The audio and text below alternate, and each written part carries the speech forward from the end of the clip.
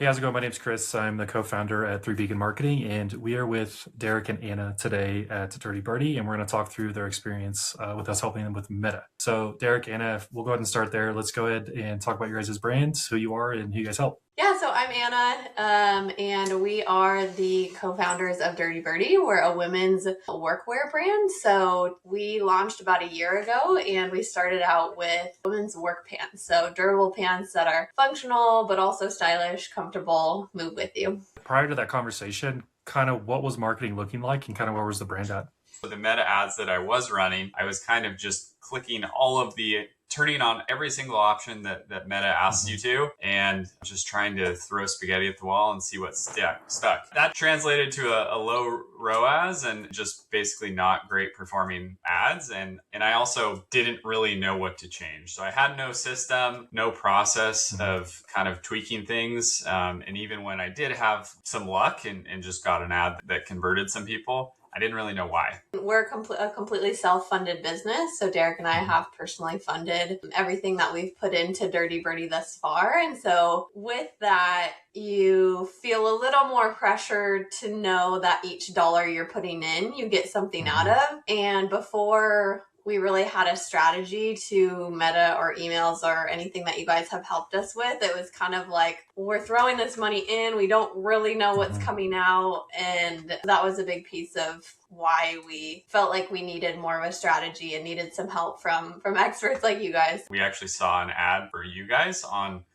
Instagram, and it felt like, hey, this is speaking to me. And when we reached out, I think one of the things that was kind of impressive about you guys is we kind of explained our situation. We were, I think at the point, we were almost out of inventory or completely out of inventory. And you basically coached us through it and just said, hey, actually, this is probably not the time yet to sign up for us, but let's touch base again in like 3 months or whenever you're about to get inventory. So it was kind of like a refreshing like encounter. It didn't feel like, hey, you're trying to sell us and sign us up immediately. You genuinely wanted what was best for us in the moment. We didn't really know what we were doing, to be completely honest.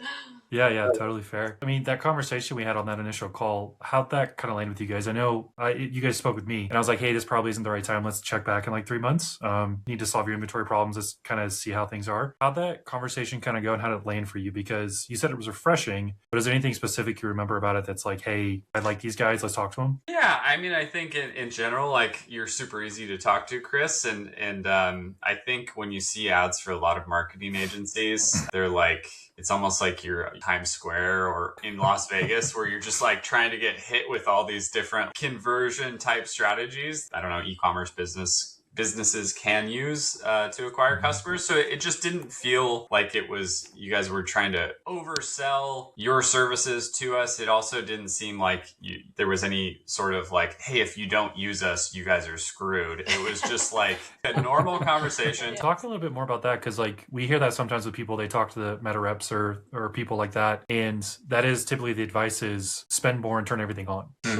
Meta's goal is to get as much money running through their platform as possible. Yeah. And our goal is to make every dollar count as much as possible while spending there. So if you can kind of talk me through that of like, what was that conversation with the rep like? And then how did Aaron kind of break that expectation or like demystify for you? It was a while ago. I'm not going to remember all of it very clearly. Anything specifically? Because like the turning everything on versus we're specifically testing variables is a good point. Maybe go there. What kind of variables were we testing that you guys noticed were like, oh, the Meta rep, there's all these sorts of like enhancements to either creative or headlines, and they'll like, I mean, it's hard to not turn those on. They'll just add music, they'll make your product, like they'll tune faces on images of models and you don't even know what's happening. They'll like make AI versions of these things. So really it's harder to not ensure they're not turned on. But when those things get turned on, you're not controlling how it actually lands with your customer. And our customer is, I don't know, like real people that are building real things with their hands and acting in different ways, just in the physical real world. So like those types of enhancements are a turnoff a lot of the times. Aaron was kind of able to coach me through exactly what the different, I don't know, things that we're going to be testing. Yeah, what the different variables would be that we're testing. And I think methodically kind of worked through the different headlines and hooks on the actual text and how that is how the creative with like the description or the headline is sent to the customer, like what the actual text variations could be. So once we were able to figure that out, like, hey, these type of text combinations result in higher click-through rates, we were able to then kind of focus more on the creative. You change one or two words in a hook and it changes click-through like crazy. Yeah. Now the fun parts. What are some milestones and results that you guys saw? As soon as we started working with you guys, I think like ROAS went up to 5 or 6 on a lot of these images, and it felt like faucet. We just need to like the more the greater the budgets got, like the ROAS kind of stayed the same, and it felt like, oh crap, now we're actually running into a different issue. We're running out of our key sizes already. This was a pre-order, so we didn't even actually have the product yet.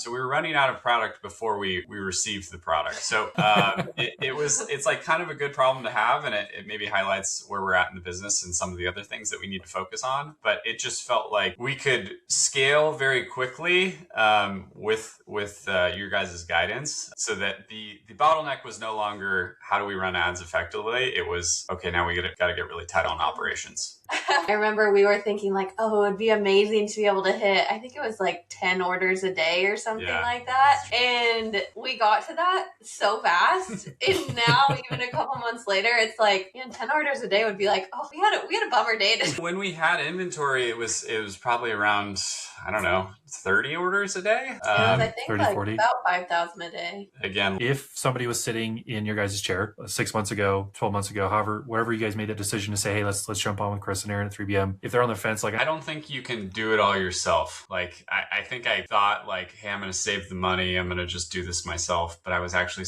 costing myself more money because I didn't know what I was doing and just throwing money into this vortex that I didn't really know what was happening. So like, I mean, we've talked to people kind of running their own business and things like that. And I don't know, your dollar just goes so much further if you just like ante up a little more. I mean, it feels like, hey, any money when you're super lean is like expensive to spend, or it's like, I shouldn't be spending any of this, but like you have to spend the money to get the output on a lot of these things. And your dollar just goes so much further if you just work with professionals.